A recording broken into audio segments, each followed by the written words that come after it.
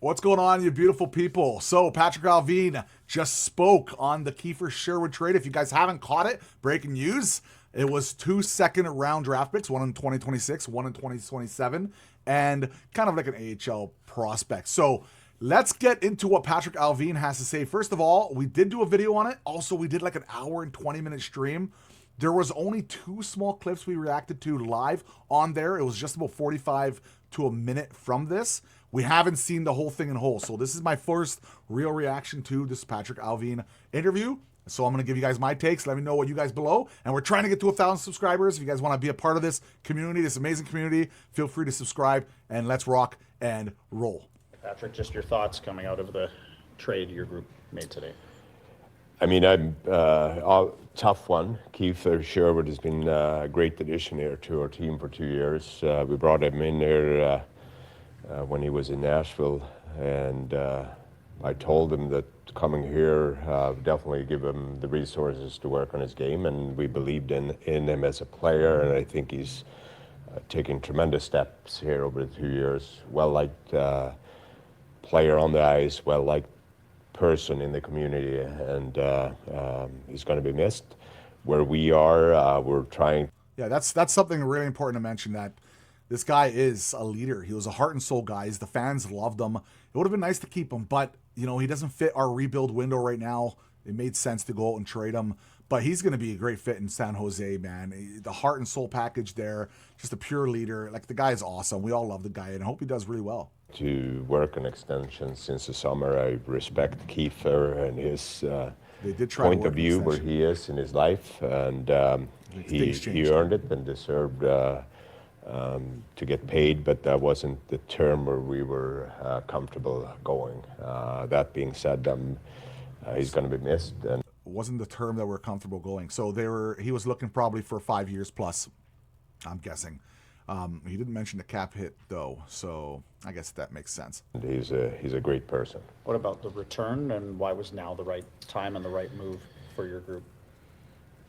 We were again looking to accumulate more draft capital here for this year, and also moving forward. It's important with the rebuild and going a little bit younger. The rebuild.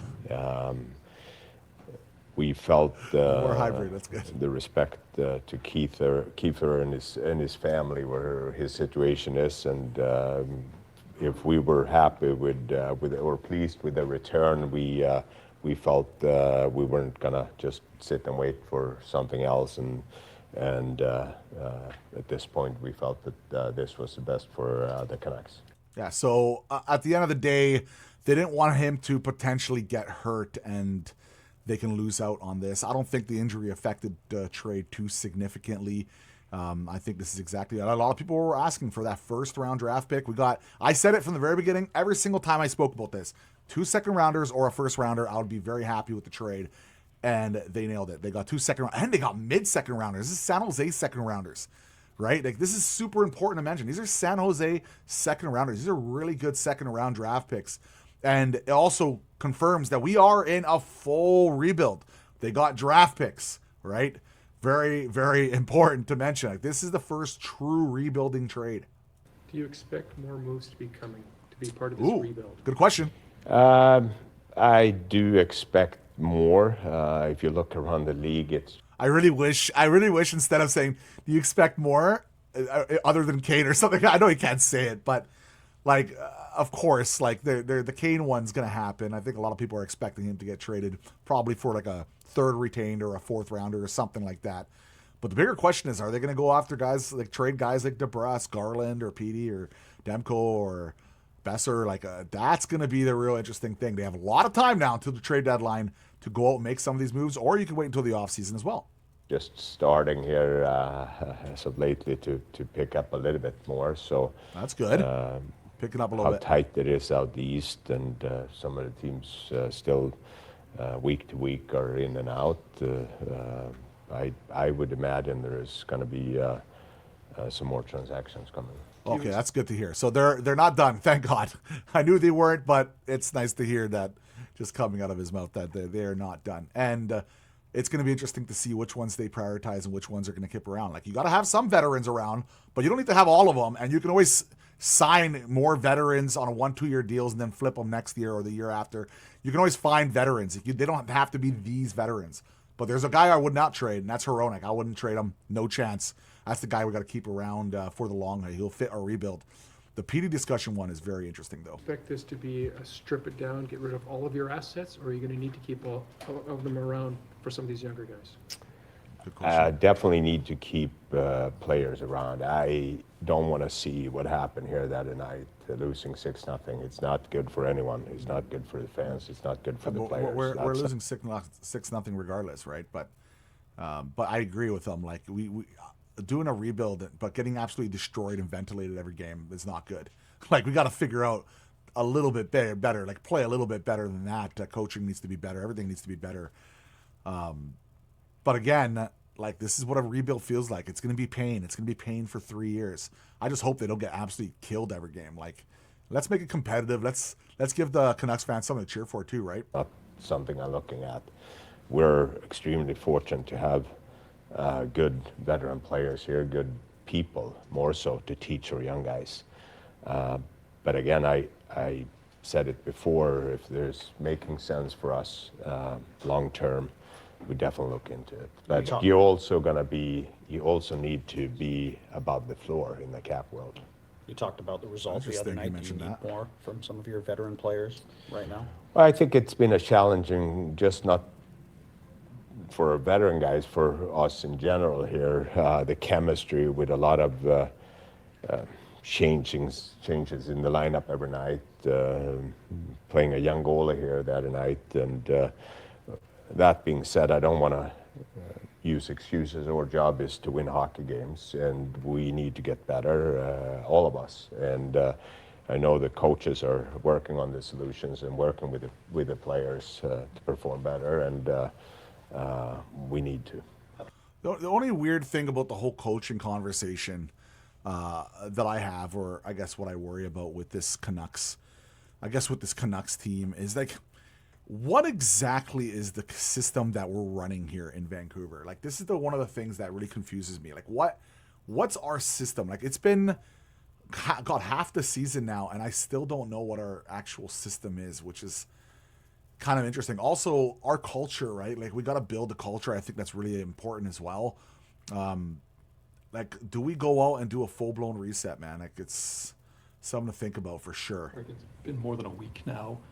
What can you tell us about Thatcher Demko and his status here moving forward?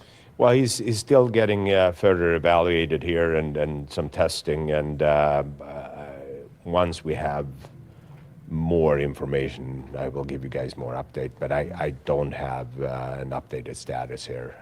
So no update on So Demko. is he contemplating having to have surgery done, or whatever he's done? Is that part of it? I think they're going through. This is one of the clips we saw on the stream there, just talking about, is he going to need surgery?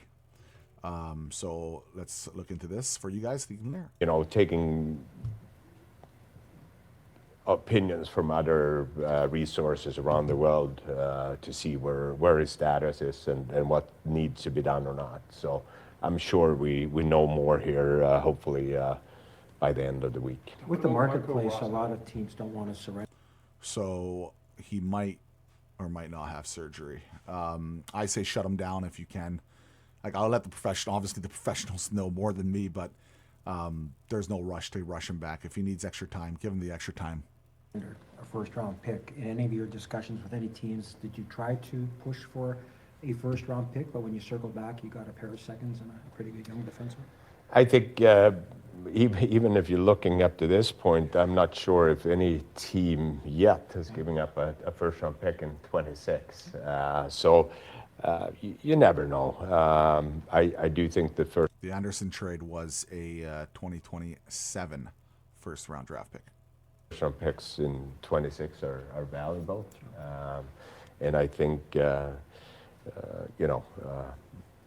player that is heading towards free agency, it's not like he's controlled. So the San Jose is taking their risk as well here, and he's also injured, current injury. Yeah, but San Jose's taking a risk here for sure. You wanted to see consistency out of Kiefer this year, and he checked all the boxes. Did that make him, I want to say easier to sell, but really heighten his value when you talk to teams like San Jose in terms of return? I think and I said to Kiefer this morning, I think this is a credit to him. He earned it for where he was in Nashville when they couldn't find an extension. And Let me ask you guys, would you guys do the rumored $5.5 million for 5-year deal that Sherwood was apparently looking for?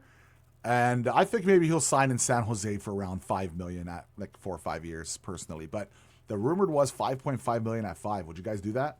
to where he is today and how he's played here. But I also give our staff a lot of credit because they worked with him.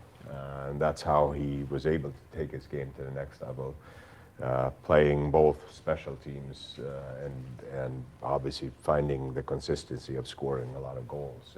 And more so how his practice habits, really impressed with that. And I'm sure that's something that someone else has to step up and bring the juice and bring the pace to the practice every day. Culture carrier. I do wonder where we're at with Lekkerimaki if he's ready to go. That should be an interesting guy. He's going to get top 6 opportunities now.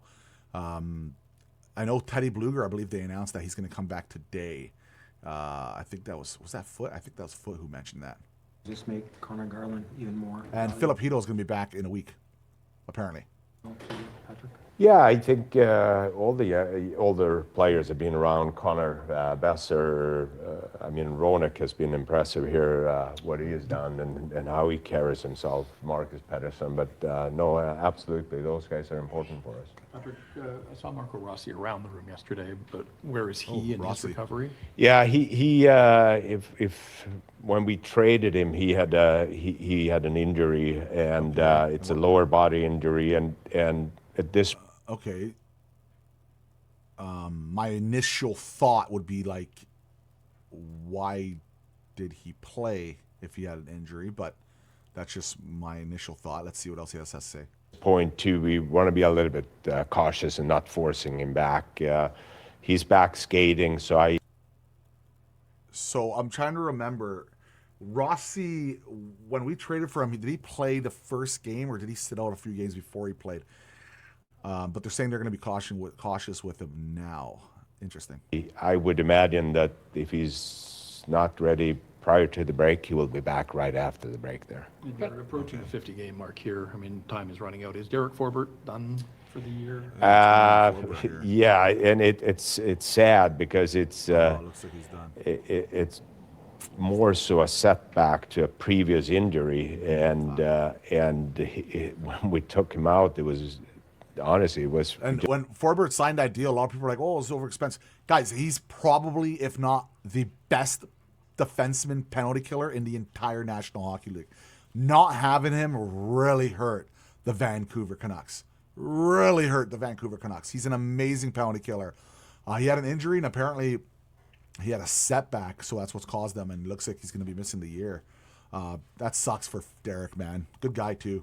Just for a day to rest, and then he ended up having an injection, and that flared up, and he's been trying.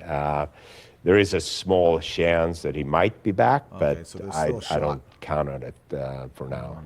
Sherwood moving out leaves an open roster spot. Are you planning to fill it right away, or are you just going to go with 22 for the time being? Yeah, depending on, I think Teddy Bluger is getting really close. I don't know if it's a game time decision today.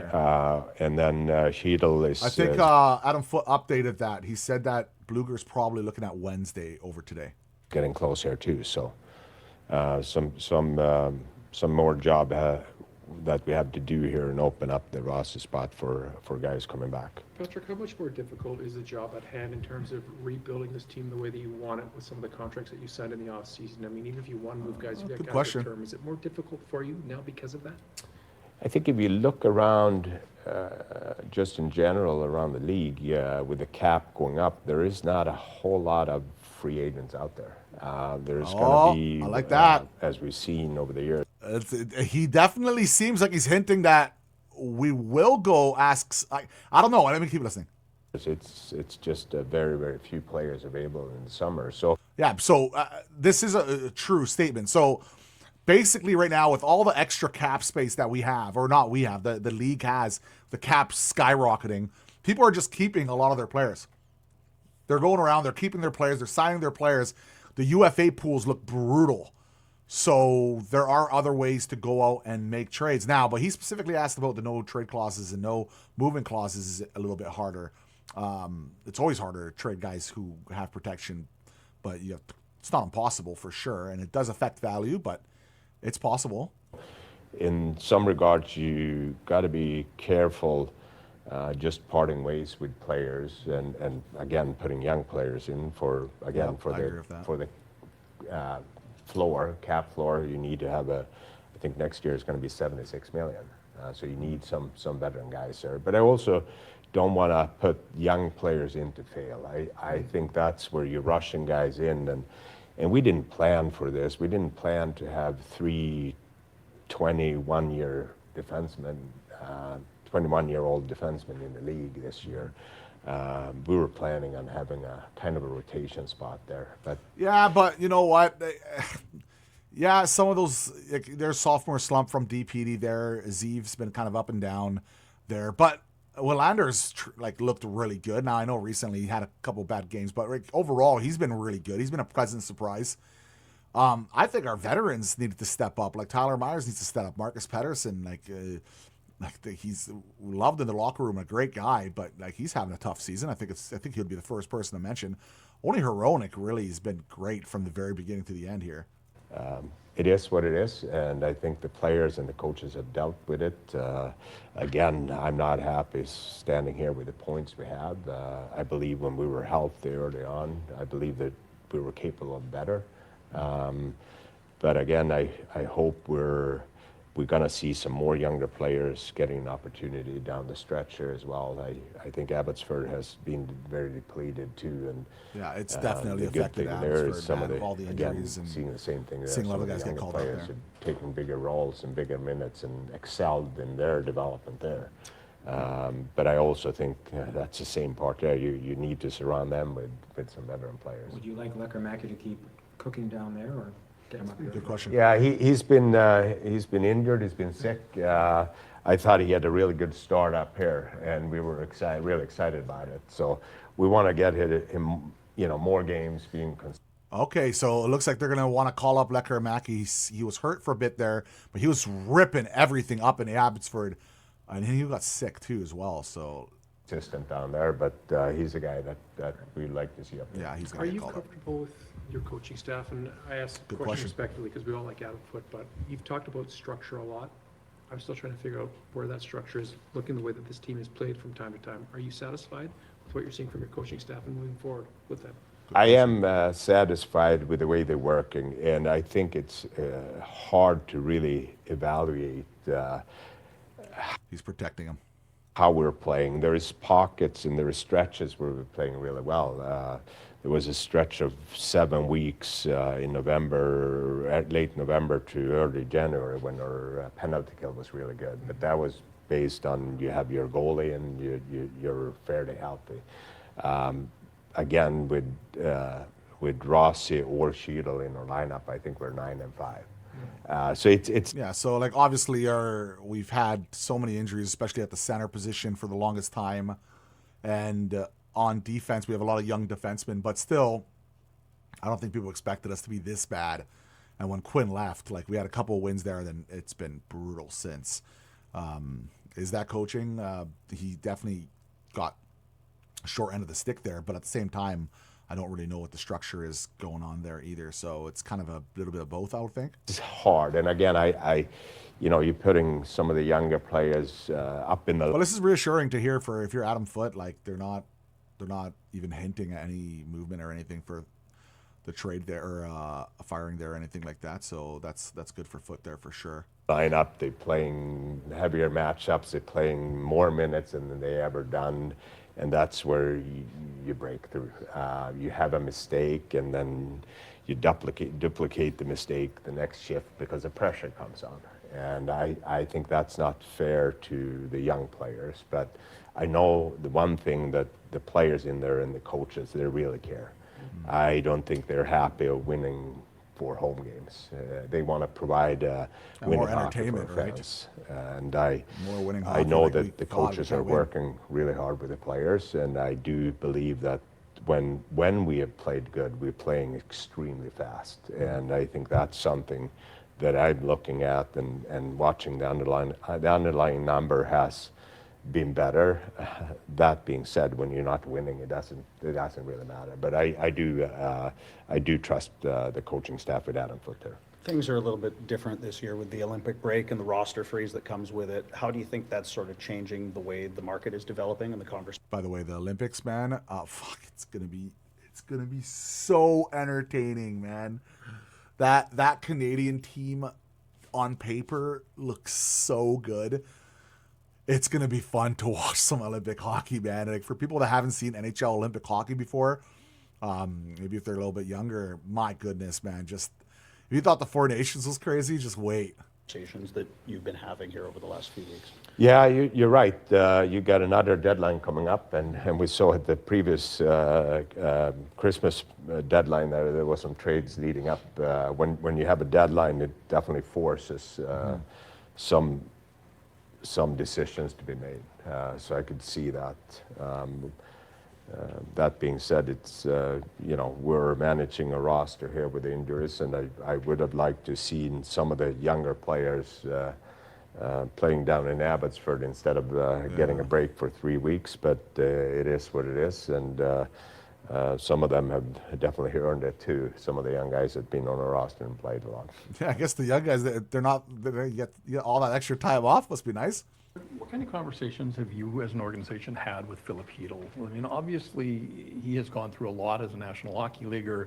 We know more about head injuries than ever before. Is there any concern that he's trying to give it another go?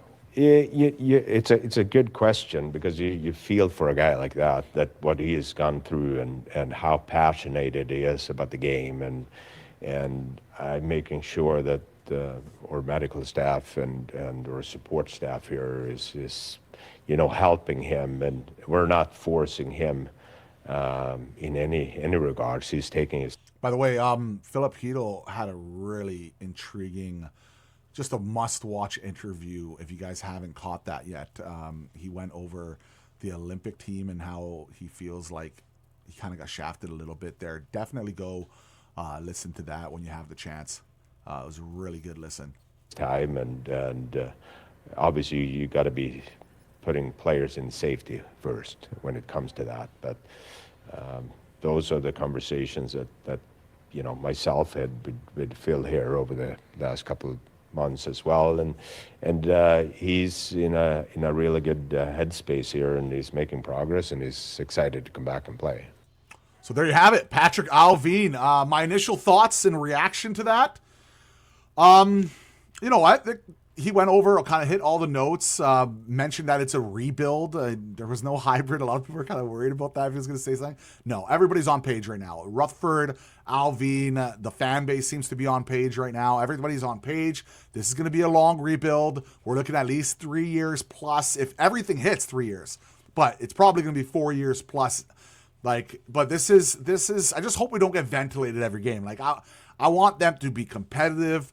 Get some high-end draft picks for the next, we don't have to get the center this year. You can always go get the center next year or the year after. Petey can be a number 2C if you don't want to go out and trade him. There's a lot of different things they can go out and do. But real interesting there. We had some updates on Demko. He might get surgery, so that's something that I haven't heard yet. So that's a new one. I haven't heard outside of today yet. So that's an interesting one there. And looks like Hedl and Bluger are going to be back here soon. Bluger probably Wednesday, Hedl by the end of the week. So that's important to mention as well. So San Jose made that trade with Canucks, Kiefer Sherwood, 2 second-rounders and a prospect. The second-rounder is always great to get draft pick, more draft capital. These are good second-round draft picks as well. Really important to mention. They couldn't get the first, but I never thought they were going to get that. But I said either first rounder or 2 seconds for the value. I've been mentioning this everywhere I went. They did a good job. It's a good trade, and the future is slowly starting to turn, and now we can build for that future. What did you guys think about Allvin's comments? What do you guys think about the trade? Let me know below. Drop a sub and hit the notification button if you guys want to be a part of this amazing community. And thank you so much for watching this video. Have a lovely day.